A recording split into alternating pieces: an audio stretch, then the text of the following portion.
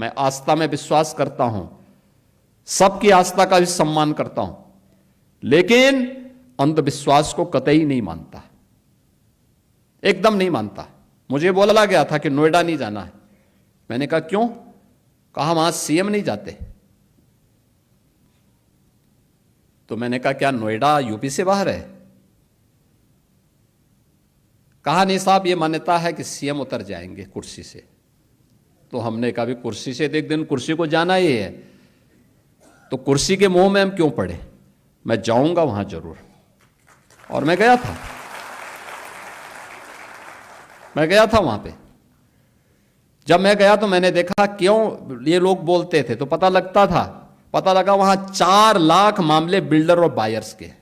आप सोचो 15 साल, 10 साल, 20 साल पहले लोगों ने अपनी पूरे जीवन भर की कमाई बिल्डर को दे दी मकान के लिए, फ्लैट देने के लिए, और बिल्डर पैसा दबाए बैठा है, पैसा नहीं दे रहा है, वो मकान नहीं दे रहा है, कब्जा नहीं दे रहा है, बड़ी हाई राइज बिल्डिंग खंडर के रूप में बदल रही है।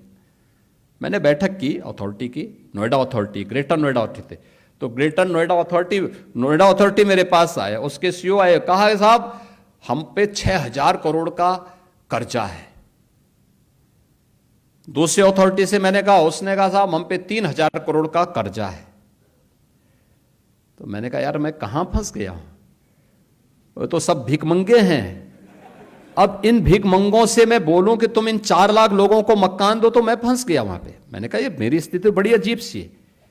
लेकिन मैंने वहां पे पहले बायर से मैं बातचीत किया, उन्होंने कहा उनकी रो रहे थे साहब, पूरी जीवन भर की हमने कमाई लगा दी, हमें मकान नहीं मिला है, हम बैंक से कर्जा भर रहे हैं, बैंक का कर्जा बढ़ता जा रहा है।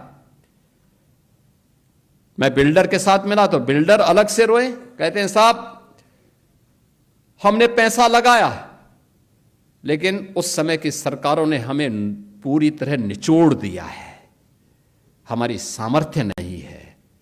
मैंने कहा सामर्थ्य हो न हो, इन गरीबों को मकान तो देना ही पड़ेगा आपको, इन 4 लाख लोगों को मकान देना पड़ेगा। आप दीजिए, मैं पॉलिसी बनाने की तैयारी कर रहा हूं, लेकिन आप पहले मकान दीजिए। फिर मैंने अथॉरिटी से कहा, मैंने कहा कार्य पद्धति ठीक करो। हमने रिफॉर्म किए, कार्रवाई प्रारंभ की, भ्रष्ट तत्वों को वहां से बाहर का रास्ता दिखाया, और आज मुझे बताते हुए प्रसन्नता है 4 लाख लोगों को हम मकान दे चुके हैं।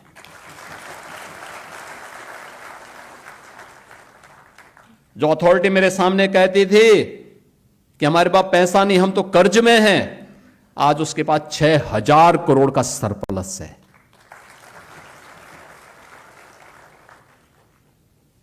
आज दुनिया का सबसे अच्छा इंफ्रास्ट्रक्चर भी और सबसे अच्छा इन्वेस्टमेंट भी वहां पर है, और वहीं पे ये मैन्युफैक्चरिंग हो रहा है जो मैं अभी चर्चा कर रहा था, ये सब कुछ वहीं हो रहा है। ये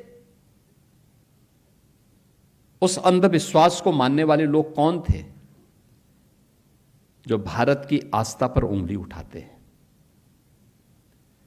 मुख्यमंत्री रहते हुए वहां नहीं गए, लेकिन अपनी विभाजनकारी राजनीति के लिए फिर आज नोएडा पहुंच गए, ग्रेटर नोएडा पहुंच गए। बहन और भाइयों, इनके चेहरे को देखो तो उस समय वहां के विकास के लिए ये बॉटलनेक थे। उस समय इन्होंने वहां बाधाएं खड़ी की, बैरियर खड़े किए। आज किस मुंह से विकास की बात करते हैं?